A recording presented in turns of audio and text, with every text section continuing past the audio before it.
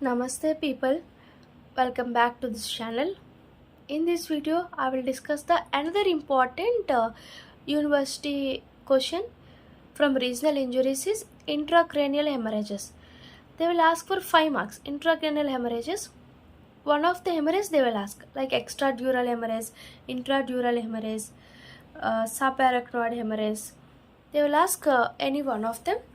So first, what are the contents of intracranial hemorrhage? Generally, this is the vault. This is the vault means vault skull. Next, vault, and this is the middle meningeal artery. This is the dura mater. Above the dura mater has middle meningeal artery, dura mater, and another layer is arachnoid mater. Between dura mater and arachnoid mater, we have an bridging veins, and arachnoid mater. And below arachnoid mater we have CSF and circle of Willis. This is the pia mater, and this is the brain contents. The brain contents are present. So dura mater, pia mater, arachnoid mater. Dura mater, arachnoid mater, pia mater. Sorry, above the dura mater has middle meningeal artery. Between dura mater and arachnoid mater has bridging veins. In the pia mater, arachnoid mater and pia mater have circle of Willis. CSF is present. See. Source of extradural. Above the dura mater has extradural. Between dura mater and arachnoid mater has intradural. And arachnoid and pia mater has subarachnoid. See, source of extradural hemorrhage. Extradural hemorrhage source middle meningeal artery. Outside the extradural means outside the dura mater, it has middle meningeal artery. Contents of subdural hemorrhage. Below the dura mater, subdural it has bridging veins. And contents of subarachnoid hemorrhage. In this below the arachnoid has CSF and circle of Willis. These are the contents and source of intracranial hemorrhages. First, I will discuss about the extradural hemorrhage. In this video, I will discuss about the extradural hemorrhage, which is biconvex. Very important, which is biconvex. What is the definition of extradural hemorrhage? At the moment of impact, skull moves relative to dura mater. Then dura mater is stripped from the bones. Means removed from the bones. Stripped means removed from the bones. Then it produces a space called extradural space. In this extradural space, if there is any injury in the blood vessels, leads to extradural hemorrhage. When there is movement of impact, skull moves relative to diameter underneath it. Underneath it. Then dura mater is stripped from the bones. Means removed from the bones, and it forms a space called extradural space. If there is any injury to the blood vessels, it leads to extradural hemorrhage.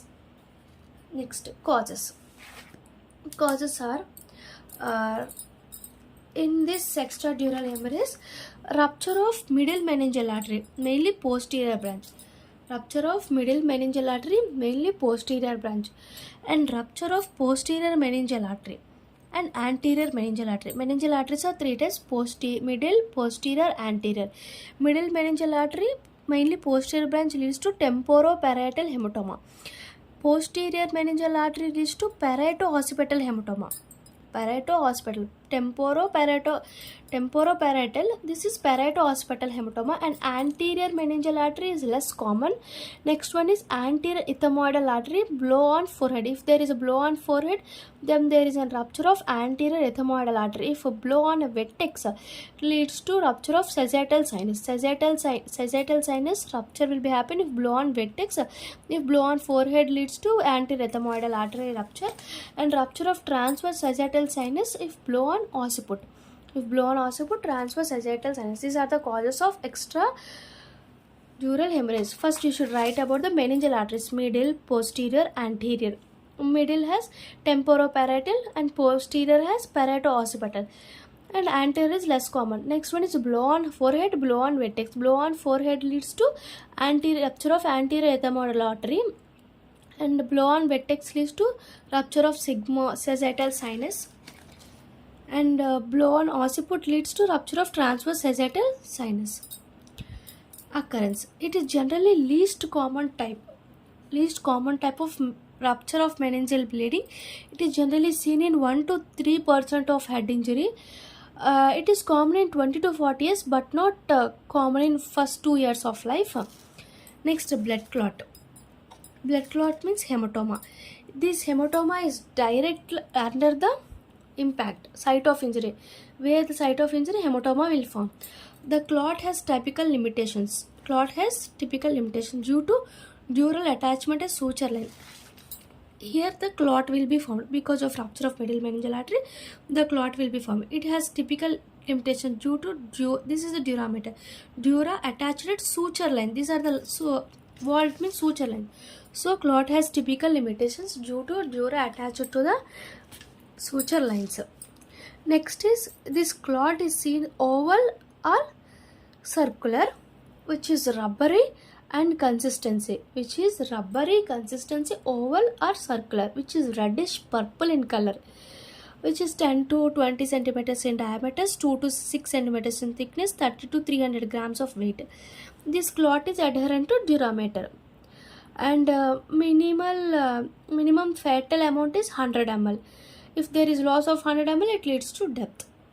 This is the blood clot. Blood clot means hematoma, which is occurs at the site of injury. It is generally typical limitations because dura is attached to the sutural lines.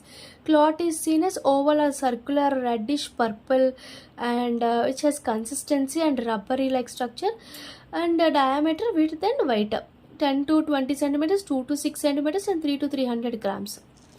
Minimal, it is attached to the durameter, adherent to durameter, and fatal amount is 100 ml. Next, clinical features. A period of consciousness between two unconsciousness following head injury is called lucid interval. What is meant by lucid interval? Period of consciousness between two unconsciousness following head injury. First period of consciousness soon after the head injury because of cerebral concussion. Following this period of consciousness, as a result, period of unconsciousness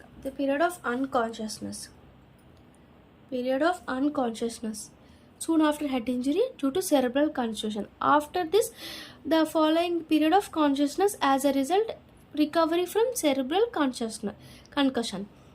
Because of cerebral concussion, the head injury person undergoes unconsciousness. After that, he comes under consciousness. This is because of recovery from cerebral concussion. Again, second period, he undergoes unconsciousness because of compression of brain by extradural hemorrhage.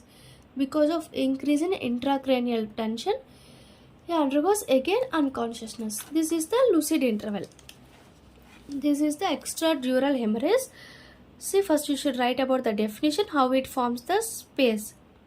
Injury to blood vessel. Next, you write the causes: anterior, posterior, and middle meningeal artery. Next, ethmoidal artery. Next, sagittal sinus and transverse sagittal sinus. Next, you write the occurrence.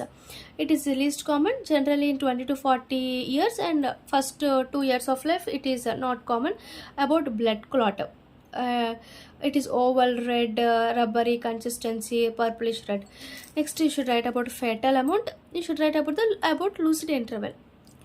This is the extradural hemorrhage. In next video, I will discuss about the another 4 types of hemorrhages. Please subscribe this channel and please support us.